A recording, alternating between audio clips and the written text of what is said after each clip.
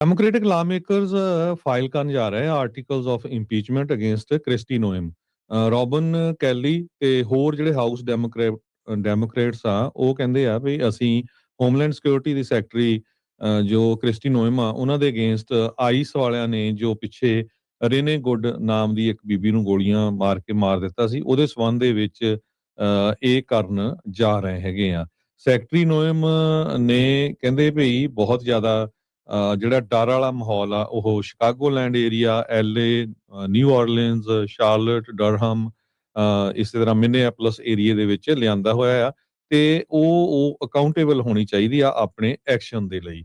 37 ਸਾਲਾਂ ਦੀ ਰੇਨੇ Nicole good ਨੂੰ Minneapolis ਦੇ ਵਿੱਚ ਗੋਲੀਆਂ ਚਲਾ ਕੇ ਮਾਰ ਦਿੱਤਾ ਗਿਆ ਸੀ ਆਈਸ ਦੇ ਇੱਕ ਏਜੰਟ ਵੱਲੋਂ। ਪਰ ਗਵਰਨਮੈਂਟ ਇਹ ਕਹਿ ਰਹੀ ਆ, ਫੈਡਰਲ ਗਵਰਨਮੈਂਟ ਪਈ ਉਸਨੇ ਕਾਰ ਉਹਨਾਂ ਤੇ ਚੜਾਉਣ ਦੀ ਕੋਸ਼ਿਸ਼ ਕੀਤੀ ਸੀ, ਪਰ ਜੋ ਲੋਕ ਉੱਥੇ ਹੈਗੇ ਆ ਆਲੇ ਦੁਆਲੇ ਸੀਗੇ ਪ੍ਰੋਟੈਸਟ ਕਰ ਰਹੇ ਉਹ ਕਹਿੰਦੇ ਵੀ ਨਹੀਂ ਉਹ ਤਾਂ ਉੱਥੋਂ ਬਾਹਰ ਜਿਹੜੀ ਜਾ ਰਹੀ ਸੀ। ਕੈਲੀ ਜੋ ਆ ਉਹ ਇੱਕ ਇਲੀਨੋਇਸ ਸਟੇਟ ਦੇ ਡੈਮੋਕ੍ਰੇਟ ਜਿਹੜੇ ਹੈਗੇ ਆ ਤੇ ਉਹਨਾਂ ਨੇ ਇਹ ਕਿਹਾ ਆ ਵੀ ਉਹ 3 ਆਰਟੀਕਲਸ ਆਫ ਇੰਪੀਚਮੈਂਟ ਨੋਇਮ ਦੇ ਅਗੇਂਸਟ ਫਾਈਲ ਕਰਨ ਜਾ ਰਹੇ ਆ। ਇੱਕ ਤਾਂ obstruction of Congress, violation of public trust ਤੇ ਸੈਲਫ ਡੀਲਿੰਗ। ਤੇ ਉਹਨਾਂ ਦੇ ਕੋਲ 70 ਮੈਂਬਰ ਜਿਹੜੇ ਕਾਂਗਰਸ ਦੇ ਉਹਨਾਂ ਨੂੰ ਆਲਰੇਡੀ ਜਿਹੜੇ ਆ ਬੈਕ ਕਰ ਰਹੇ ਹੈਗੇ ਆ। ਸੋ ਇਹ ਦੇਖਦੇ ਆ ਵੀ ਕਹਿੰਦੇ ਭਈ ਆਈਸ ਆਫੀਸਰਸ ਦੇ ਦੁਆਰਾ 1300% ਤੋਂ ਵੱਧ ਜਿਹੜੇ ਅਸੌਲਟ ਆ ਉਹ ਸ਼ੁਰੂ ਹੋਏ ਹੈਗੇ ਆ।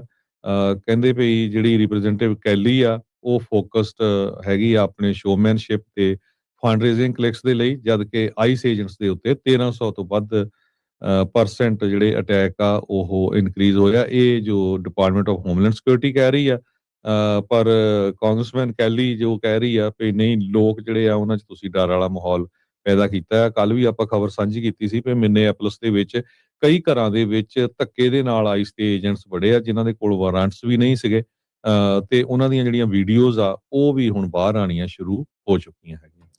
ਜੀ, ਇਹ ਪਹਿਲੀ ਵਾਰ ਨਹੀਂ ਹੋਊਗਾ। ਪਿਛਲੇ ਜਿਹੜੇ ਕਹਿ ਲਓ ਵੀ ਕਾਂਗਰਸ ਦੇ ਵਿੱਚ ਵੀ ਜਿਹੜੇ ਪਹਿਲੇ ਡਿਪਾਰਟਮੈਂਟ ਆਫ ਹੋਮਲੈਂਡ ਦੇ ਸਿਕਿਉਰਿਟੀ ਰਹੇ ਬਾਈਡਨ ਕਾਰਜਕਾਲ ਦੇ ਦੌਰਾਨ ਅਲੈਜੈਂਡਰੋ ਮੈਯੋਰਕਸ, ਉਹਨਾਂ ਨੂੰ ਵੀ ਜਿਹੜੇ ਹਾਊਸ ਦੇ ਰਿਪਬਲਿਕਨਸ ਆ ਉਹਨਾਂ ਨੇ ਇੰਪੀਚ ਕੀਤਾ ਸੀ। ਸੈਨੇਟ ਦੇ ਵਿੱਚ ਜਿਹੜਾ ਉਹ ਪਹੁੰਚੀ ਸੀਗੀ, ਪਰ ਉੱਥੇ ਉਹਨਾਂ ਨੂੰ ਇੰਪੀਚਮੈਂਟ ਨਹੀਂ ਕੀਤਾ, ਉਹਨਾਂ ਨੂੰ ਇਕਵਿਟ ਬੇਸਿਕਲੀ ਕਰ ਦਿੱਤਾ ਗਿਆ ਸੀ। ਜਿੱਦਾਂ ਟਰੰਪ ਹੁਣਾਂ ਦੀ ਇੰਪੀਚਮੈਂਟ ਦੇ ਦੌਰਾਨ ਵੀ ਹੋਇਆ ਵੀ ਹਾਊਸ ਨੇ 2 ਵਾਰੀ ਉਦੋਂ ਡੈਮੋਕ੍ਰੇਟਾਂ ਨੇ ਟਰੰਪ ਨੂੰ ਇੰਪੀਚ ਕੀਤਾ ਸੀ ਤੇ ਪਰ ਸੈਨੇਟ ਨੇ ਜਿਹੜਾ ਉਹਨਾਂ ਨੂੰ ਇਕਵਿਟ ਕਰ ਦਿੱਤਾ ਗਿਆ ਸੀਗਾ। ਸੋ ਉਹਨਾਂ ਨੇ ਜਿਹੜੇ ਰਿਪਬਲਿਕਨਸ ਨੇ ਇਹ ਕਹਿ ਕੇ ਮੇਯੋਰਕਸ ਨੂੰ ਕੀਤਾ ਸੀਗਾ ਵੀ ਭਾਈ ਇਹਨਾਂ ਨੇ ਤਾਂ ਬਾਰਡਰ ਦੇ ਉੱਤੇ ਬੜੀ ਖੁੱਲ੍ਹ ਛੱਡੀ ਆ ਜਿਹਦੇ ਨਾਲ ਕ੍ਰਿਮੀਨਲ ਬਹੁਤ ਜ਼ਿਆਦਾ ਅੰਦਰ ਜਿਹੜੀ ਉਹ ਆਏ ਆ, ਉਹਦੇ ਕਰਕੇ ਇੰਪੀਚ ਹੋਇਆ। ਤੇ ਹੁਣ Christie ਨੋਇਮ department of homeland security ਦੀ ਮੌਜੂਦਾ ਸਕੱਤਰ, ਇਹਨਾਂ ਨੂੰ ਹੁਣ ਡੈਮੋਕ੍ਰੇਟ ਕਹਿੰਦੇ ਵੀ ਅਸੀਂ ਇੰਪੀਚ ਕਰਨਾ ਹੈ। ਸੋ ਇੰਪੀਚਮੈਂਟ ਦੀ ਗੇਮ ਵਾਰੋ ਵਾਰੀ ਸਿਰ ਜਿਹੜੀ ਆ